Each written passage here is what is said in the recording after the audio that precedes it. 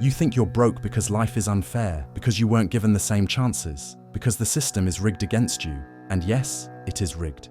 But the truth is darker. Poverty is not an accident, it is design. A machine built to keep you working while others grow fat on your labor. They convinced you that hard work is the way out, that saving pennies is noble, that patience will be rewarded. Yet, the harder you work, the deeper the chains bite. Because wealth does not follow effort, it follows power, and power is never granted, only seized. Right now, you are going to see why poverty is so huge, and why it only will get bigger and bigger. And be careful, if you are poor, you must run while it's time.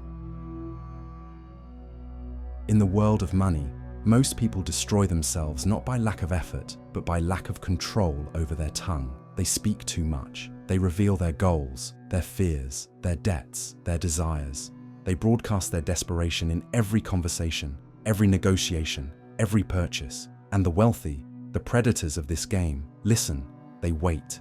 They collect your words, the way a hunter studies footprints in the dirt. Every unnecessary sentence you spill becomes ammunition against you. Think of the average man negotiating a salary. He talks endlessly, explaining why he deserves more, confessing his financial struggles, giving away every weakness before the other side has even spoken. The rich man stays quiet. He lets the silence do the work. That silence is pressure. It makes the other side uncomfortable, pushes them to reveal more, to justify themselves, to offer concessions just to escape the weight of the unspoken. This is why the silent player always wins, because humans hate silence more than they hate losing money.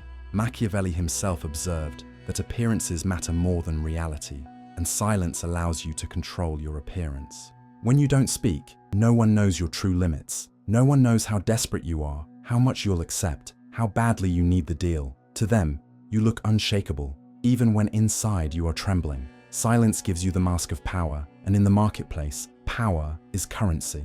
Look at the poor. They announce every dream they have, hoping someone will support them. They share every plan before it's ready, hoping for validation. They tell the world how hard they are working, how much they deserve a break. But money doesn't reward noise.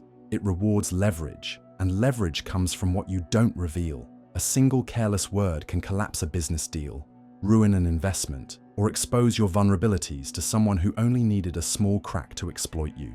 The wealthy understand this instinctively. That's why they never tell you their real intentions. They don't explain their next move. They don't justify their strategies. They appear calm in rooms where everyone else is begging, boasting, or panicking. When markets crash, when chaos fills the air, they don't scream, they don't broadcast fear. They stay silent, observing the herd tear itself apart. Then, when the moment is right, they act, swiftly, decisively, without warning. Silence is not just about keeping your mouth closed. It is about training yourself to resist the impulse to explain, to prove, to impress. Every time you try to prove your worth, you bleed value. Every time you reveal your emotions, you show the enemy where to strike. Silence is camouflage in a world where everyone else is naked. It is the shield that prevents others from mapping your weaknesses, and it is the sword that turns every negotiation into a battlefield tilted in your favor. Even in daily life, silence separates the poor from the powerful.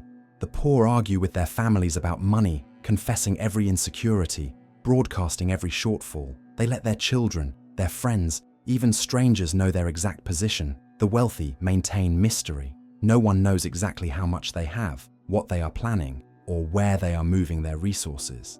That mystery itself creates fear and respect, because what you cannot measure, you cannot attack.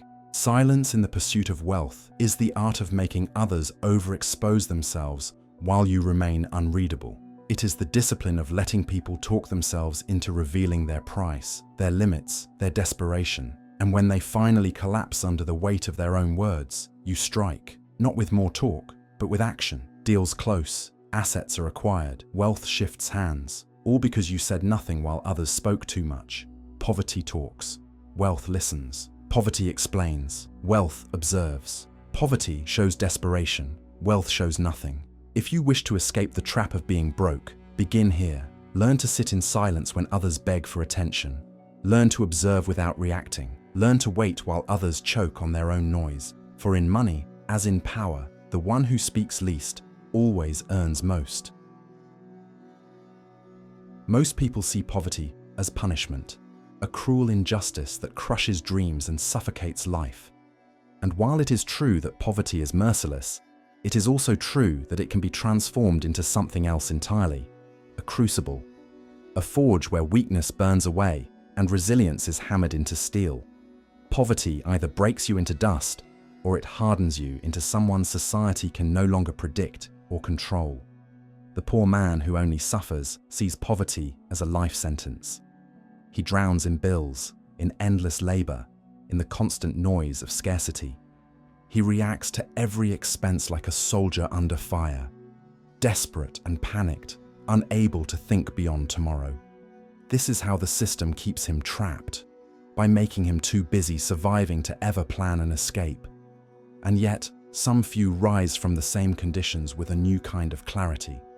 They refuse to let poverty humiliate them into silence or seduce them into fantasy. They endure it like fire, and they use it to shape themselves into predators. Consider this. Wealth is not built in comfort. Comfort breeds laziness, entitlement, and fragility. But poverty strips illusions away. It forces you to confront hunger, to stare into fear, to wrestle with despair. It takes from you the illusion that the world is fair and that loss alone is a priceless gift. Because once you stop expecting fairness, you begin to see how the game is really played. You stop wasting energy complaining about injustice and start studying the moves of those who win despite it. Poverty then becomes a teacher, a brutal, uncompromising teacher, but one that reveals truths comfort never will. When you have nothing, you learn the real value of everything. Every coin becomes a lesson, every wasted hour, a crime, every reckless decision, a wound. Poverty teaches the poor man to feel the weight of choices that the rich ignore. And if he is wise, those scars turn into maps that guide him toward better strategies. While others laugh at his frugality, he sharpens discipline. While others drown in debt, he learns to count costs like a general rationing supplies in war. But here lies the difference. Many who are poor refuse to learn. They seek escape through distractions, entertainment, shallow pleasures, endless noise.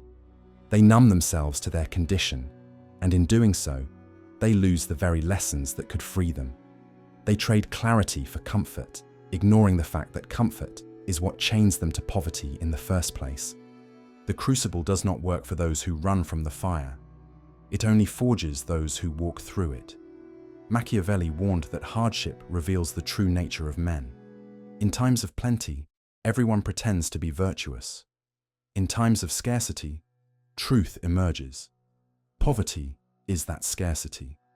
It unmasks character. It shows whether you are built to endure or built to collapse.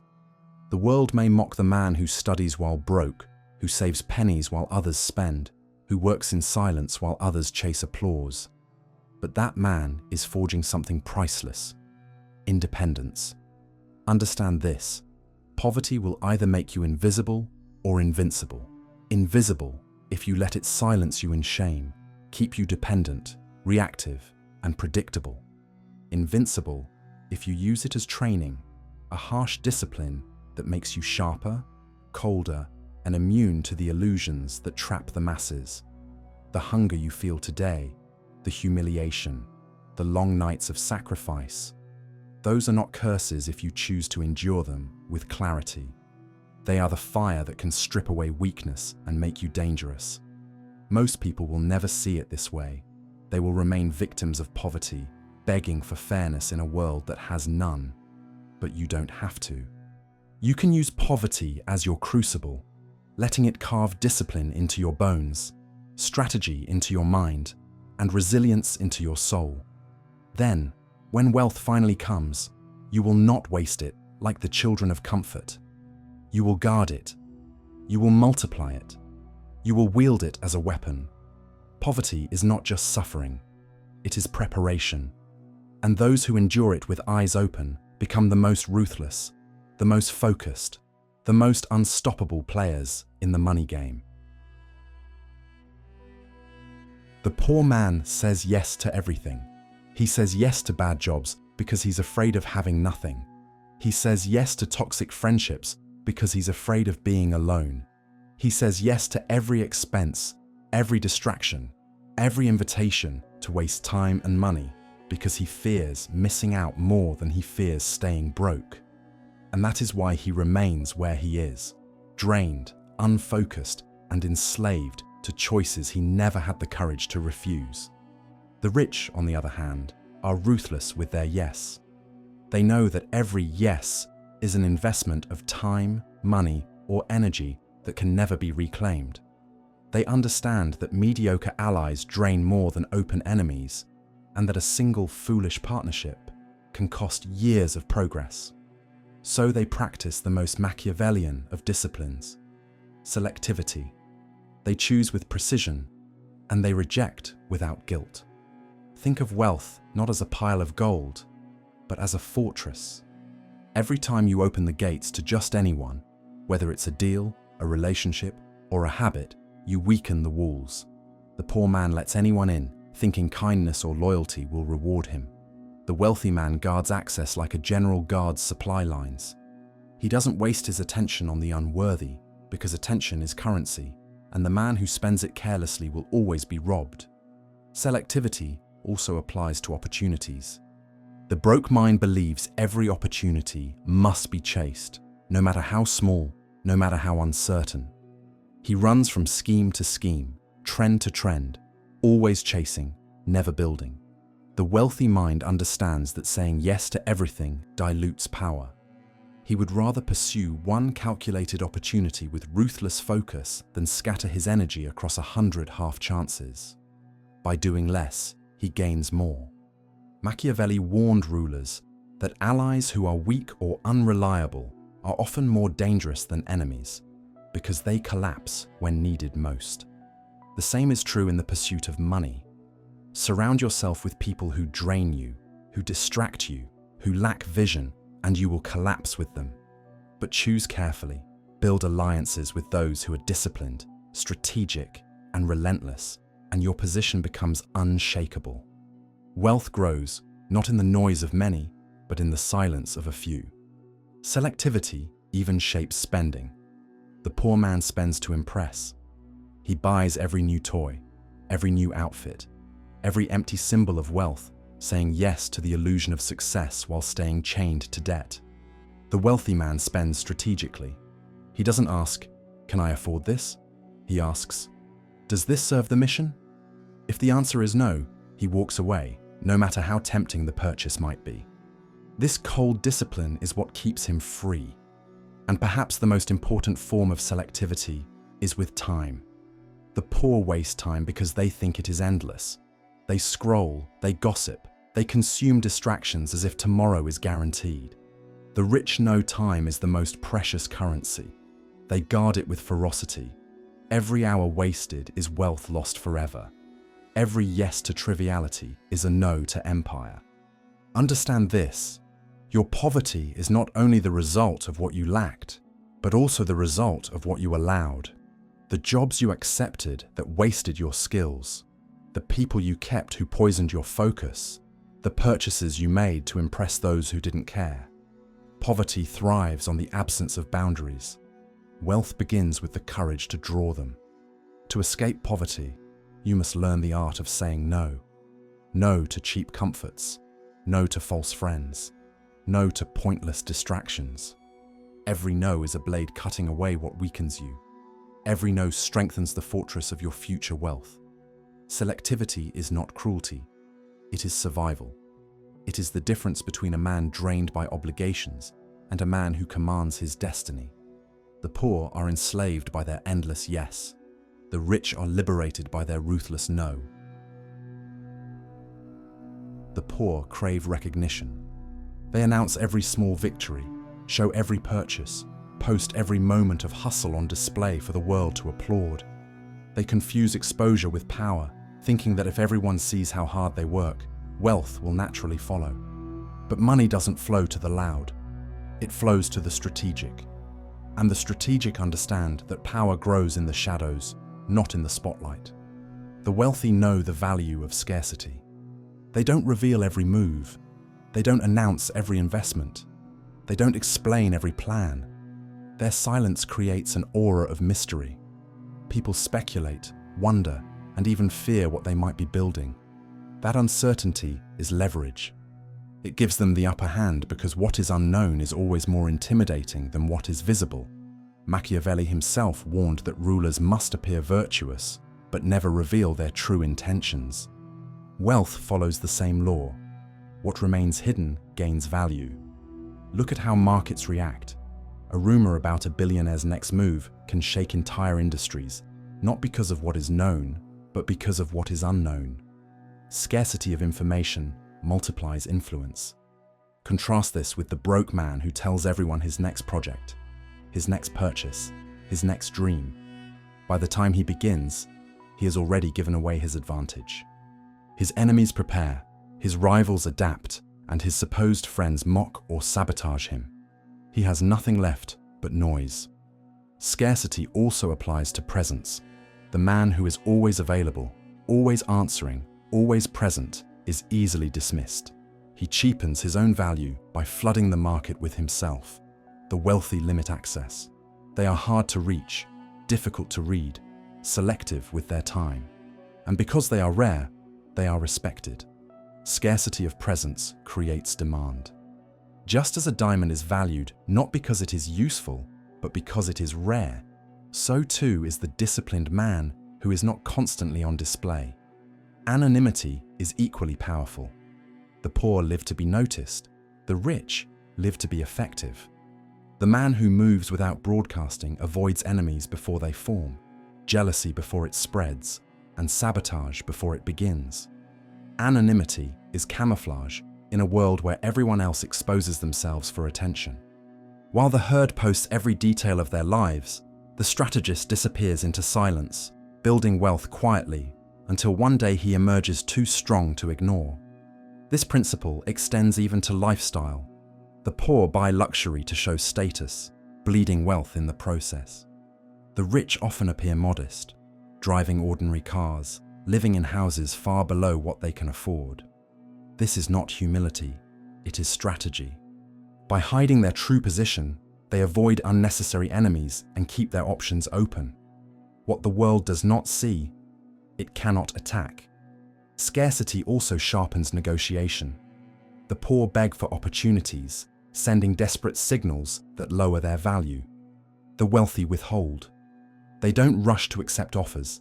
They let silence and delay increase the other side's anxiety, forcing better terms.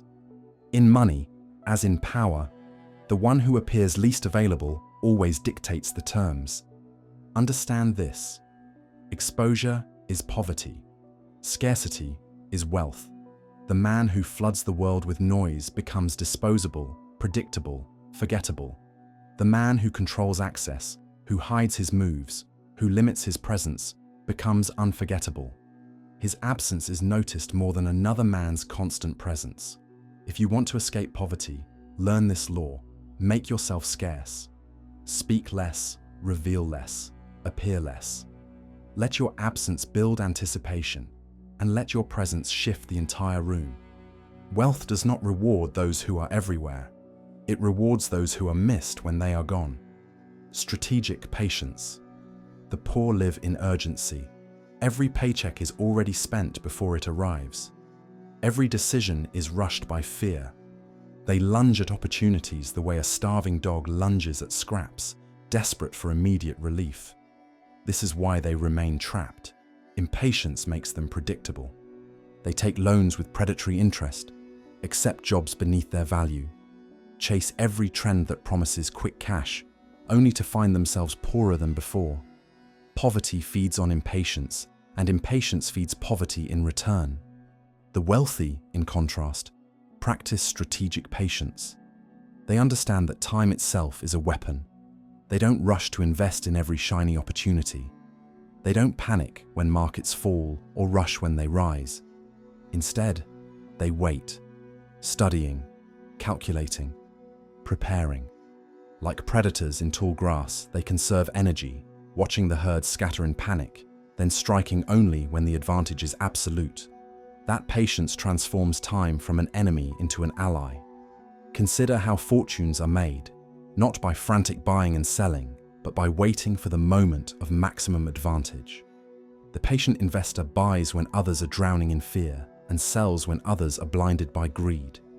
The patient entrepreneur builds slowly, while competitors burn themselves out chasing speed. The patient negotiator lets silence stretch, forcing the other side to fold just to escape discomfort. In each case, patience multiplies power. Machiavelli warned that rulers must strike only when timing favors them. The same is true of wealth. Impulsive action wastes resources. Delayed, calculated action multiplies them. The poor man's need for speed is his downfall. He cannot wait, and so he is forced to accept poor terms, bad deals, and desperate trades. The rich man waits, and because he waits, he dictates the rules. Strategic patience is not idleness. It is not passive waiting for luck to arrive. It is active preparation, the discipline of building quietly, stacking resources, and designing moves long before they are executed. It is saving while others spend, learning while others distract themselves, positioning while others chase applause. By the time the impatient realize they've been running in circles, the patient man is already ahead, without ever appearing to rush. Patience also protects from ruin. Many who rise quickly fall just as fast because they overextend, driven by the hunger for immediate results. They buy too much, borrow too much, expose too much. The patient builder avoids collapse by refusing to be seduced by fast growth. He knows that wealth built slowly is wealth that lasts, while wealth built in haste is wealth that vanishes. Even in war, Machiavelli noted, the wise general does not attack at every opportunity. He waits until the enemy is weak, until supplies run thin, until morale cracks. Then he strikes, and one strike accomplishes what 10 rushed battles could not. The money game follows the same law. The market punishes those who rush, but rewards those who wait with precision. Understand this: the poor waste time by rushing, and the rich exploit time by waiting. Strategic patience is not about doing nothing. It is about refusing to waste effort on battles that time will win for you, while the impatient exhaust themselves trying to force results. The patient align themselves with inevitability.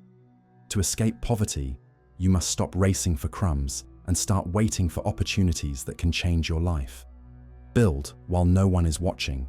Save while no one understands. Learn while others waste their evenings. Move only when the moment is undeniable. Because wealth, like power, belongs not to the loudest or the fastest, but to the most patient. Remember this: impatience is the currency of the poor. Patience is the empire of the rich. The poor are slaves to reaction. They celebrate every small win too loudly. They despair at every setback too deeply. And they let emotions dictate their financial choices. They buy when markets are euphoric because they fear missing out. They sell when panic strikes because they fear losing what little they have. Their entire financial life is a storm of reactions, and in that chaos, they are easily manipulated. Their emotions are not private, they are public signals, and those signals are exploited by those who remain detached. The wealthy understand that emotion is the tax of the poor. Every decision clouded by fear or greed bleeds money into the hands of those who remain calm. Detachment is not indifference, it is immunity. The ability to feel but not to be ruled by what is felt, to acknowledge fear without obeying it, to experience desire without rushing to satisfy it. This is why the wealthy buy when others are terrified and sell when others are drunk on optimism. They are immune to the illusions that govern the herd. Consider negotiations. The poor man talks endlessly, desperate to convince, desperate to be liked, desperate to close the deal. Every word reveals his insecurity. The rich man sits calmly, detached from the outcome. He knows that if the deal collapses, another will come. That detachment itself terrifies the other side, because nothing is more unsettling than someone who cannot be pressured. In money, the one who needs least always wins most. Detachment also shields from manipulation by praise. The poor crave recognition. They want applause for working hard, validation for small progress, approval for sacrifices. This craving enslaves them. Employers flatter them into overwork. Friends manipulate them into spending. Society sells them consumer goods wrapped in the language of self-worth.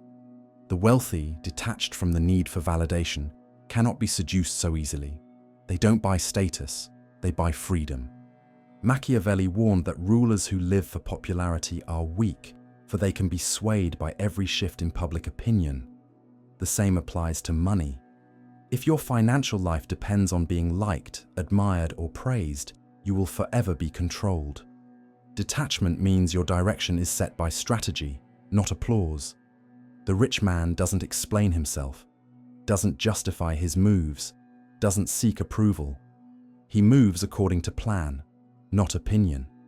Even in loss, detachment is power. The poor panic when they lose a little, selling off assets, abandoning strategies, collapsing under temporary pain. The rich accept loss as part of the long game.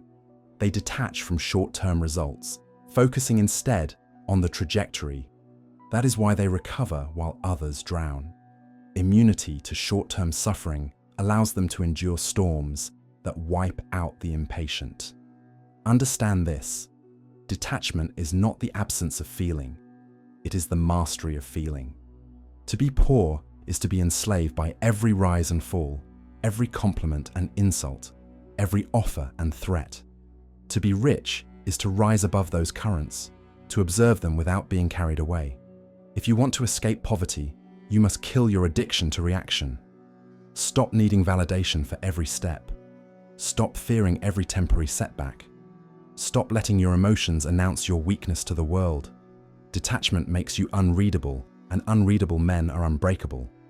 The poor are moved by every wave. The rich move only with the tide they choose. Detachment is the difference between being manipulated and being untouchable. Immunity is the foundation of freedom. Most people live in constant exposure. They talk too much, show too much, and spend too much energy proving they exist. They post their plans, their purchases, their struggles, their victories, hoping the world will recognize them. But recognition is not wealth. Recognition is dependency. The man who needs to be seen is already controlled. Poverty thrives on overexposure because once the world can read you, it can predict and exploit you. The wealthy do the opposite. They understand the ancient law of scarcity. What is rare is valuable, and what is everywhere becomes disposable. They practice controlled absence. They are not always available, not always visible, not always explaining. This makes their presence heavier, their voice sharper, their actions unforgettable. When they speak, people listen because they rarely waste words. When they appear, people notice because they are not constantly seeking attention. Scarcity creates gravity, and gravity creates influence. Mystery is the twin of scarcity. The less you reveal, the more people wonder. They speculate about your plans. They invent stories about your moves. They project power onto you because they cannot measure it. This uncertainty is leverage. A businessman who never reveals the full scope of his resources forces competitors to overestimate or underestimate him, both of which work in his favor. Machiavelli knew this well. The prince who hides his true intentions keeps everyone else off balance. The same law rules in finance. Think of the man who announces every business idea. Before he even begins, rivals adapt, friends discourage, enemies sabotage. He exposes himself before his weapon is sharpened. Contrast that with the man who stays silent, building quietly. No one knows his next move until it arrives fully formed, undeniable, and unstoppable. That is the power of mystery. You cannot strike what you cannot see. Scarcity and mystery also dictate personal value. The man who is always accessible, answering every call, attending every event, explaining every choice, cheapens himself. His attention becomes worthless because it is everywhere. The wealthy man, however, controls access. Not everyone can reach him. Not everyone can demand his time. Not everyone can know his inner world. That very restriction multiplies his perceived worth. The fewer doors you open, the more valuable the ones you keep closed become. This principle extends to lifestyle. The poor flaunt every purchase, broadcasting borrowed luxury to appear rich. The wealthy often downplay, disguising their power under simplicity. This is not modesty, it is strategy. By hiding their true wealth, they avoid envy, rivalry, and unwanted scrutiny. Anonymity shields them from attack. Scarcity of information becomes armor. Even in markets, this law is visible. Assets rise in value not because they are loud, but because they are limited. Scarcity drives demand. The same is true with people. If you are everywhere, you are cheap. If you are scarce, you are priceless. Mystery is the multiplier of that scarcity, because people pay not just for what they see, but for what they imagine you might be. Understand this. Overexposure is poverty. Scarcity is wealth. Mystery is leverage. The poor broadcast everything because they fear being forgotten. The rich reveal nothing because they know absence makes them unforgettable. If you want to escape poverty, stop selling yourself cheaply with constant presence. Restrict access. Hide your moves. Let mystery build your capital while scarcity multiplies your value. The poor live to be noticed. The rich live to be remembered. And memory belongs not to those who flood the room, but to those whose silence leaves everyone wondering what they are building in the dark. The poor believe wealth is earned only through endless labor. They exhaust themselves with constant motion, thinking every extra hour worked brings them closer to freedom. But motion is not the same as progress. A man can run in circles for a lifetime and still die broke. What matters is not how much you move, but where you stand. Wealth belongs not to the busiest, but to the best positioned. Strategic positioning is the art of placing yourself where opportunities naturally flow to you. It is the opposite of desperation. The poor chase jobs, deals, and scraps, begging for a seat at the table. The wealthy design their position so that tables are built around them. They understand that money does not reward the loudest or the hardest worker. It rewards the one who stands where leverage is greatest. Think of a sniper. He does not fire at every target that appears. He waits until he has the perfect angle, the perfect moment, the perfect certainty. Then with one shot, he accomplishes more than an amateur wasting 100 bullets. The wealthy live by the same principle. They do not spread themselves thin, chasing every possible opportunity. They position themselves carefully, choosing industries, networks, and investments where one move can multiply results for years. This is why the rich invest in assets instead of labor. Labor forces you to chase every paycheck. Assets, once positioned, chase money for you. The poor man keeps running. The rich man stands still while wealth flows into his position. The system rewards those who place themselves where value compounds automatically. Machiavelli warned that a ruler must secure his foundations before reaching for expansion. The same is true with money. Before chasing more, the wealthy secure what they already have. They build financial moats, cut unnecessary risks, and then position themselves to expand. The poor, desperate for immediate growth, overextend. They buy what they cannot afford, gamble on risks they cannot survive, and collapse because they mistook activity for advancement. Strategic positioning also governs alliances. The poor surround themselves with people who keep them stagnant, friends who waste time, partners who drain energy, advisors who give shallow comfort instead of brutal truth. The wealthy place themselves among stronger minds, sharper thinkers, and ruthless builders. Positioning yourself among the undisciplined guarantees mediocrity. Positioning yourself among the ambitious guarantees elevation. Even in markets, positioning is everything. Most chase the trend that is already at its peak. By the time they arrive, the wealth has already been captured. The rich position themselves before the trend is obvious. They study patterns, anticipate shifts, and quietly move into place. By the time the herd notices, it is already too late. The rich are entrenched, reaping rewards while others scramble for scraps. Understand this. The poor waste life chasing every moving target, while the rich arrange themselves so that wealth comes to them. Position beats effort. A strategically placed step can accomplish more than 1,000 frantic runs. To escape poverty, you must stop thinking like a worker and start thinking like a strategist. Stop running after every opportunity that glitters. Choose your terrain. Place yourself where your effort compounds. Build foundations before expansion. Align yourself with those who elevate, not those who consume. Learn to move like a sniper, invisible until the strike is certain. Wealth is not conquered by those who move fastest, but by those who position themselves where victory becomes inevitable. The poor run. The rich wait, aligned with inevitability. Strategic positioning is the line between exhaustion and empire. The poor believe every fight must be fought, every opportunity must be grabbed, every challenge must be answered. They waste energy battling over crumbs, distracted by conflicts that produce no reward.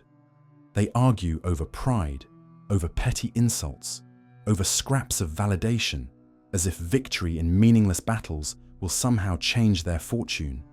But the truth is simple. Not every war is worth waging.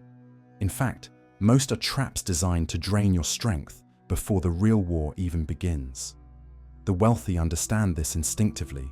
They know that every decision to fight is also a decision to bleed resources, time, money, focus, reputation. They do not engage in every battle that appears. They engage selectively, with precision, choosing only those conflicts that bring significant advantage. Their power grows, not from constant confrontation, but from ruthless restraint.